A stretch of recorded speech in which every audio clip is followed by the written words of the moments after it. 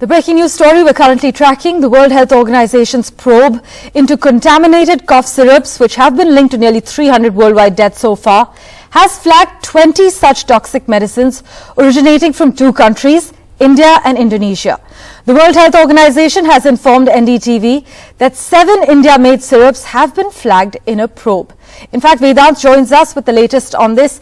Vedant, now Haryana-based Maiden Pharmaceuticals, Noida-based Marion Biotech and Punjab-based QP Pharmachem are the main companies that manufactured these contaminated cough syrups? Well, Parmeshwar, you're absolutely right, and in fact the World Health Organization had earlier as well flagged these particular products made by the 3 companies you just named, and had also sounded medical product alerts as far as these particular companies and these particular products are concerned.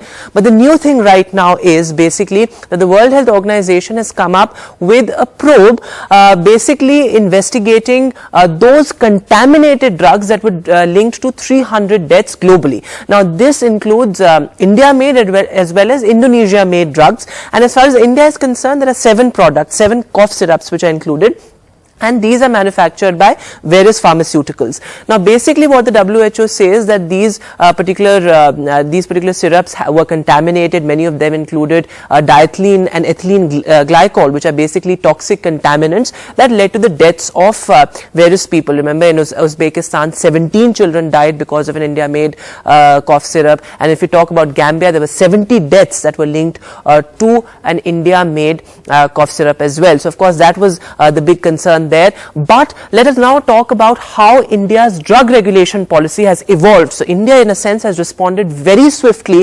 to this toxic syrup scandal globally. India of course launched a joint probe. The central drug regulator as well as the state drug regulator launched a joint probe on all these companies. Their manufacturing was halted within months. In fact, all their products were sent for testing as well. So India responded quickly. Now remember, as far as Marion Biotech and Gambia Maiden Pharmaceuticals are concerned, a joint team of the central drug regulator and state drug regulator went to the spot. They probed the entire factory. Their inventories were probed comprehensively as well.